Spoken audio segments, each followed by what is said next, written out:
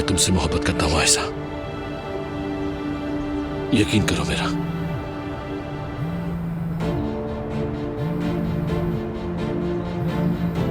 मत उठाओ। मुस्तकबिल में तुम इस ताल्लुक को खत्म करने पर बहुत खुश होगी, ये बात तुम दिल में जानती हो।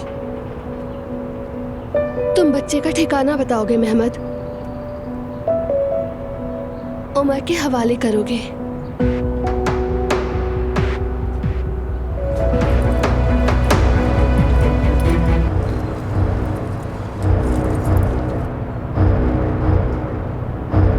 जो चाहे कर लो, मैं उमर से अलग हो जाऊंगी। आयशा, अब तुम दोनों ही मेरी जिंदगी में नहीं रहोगे।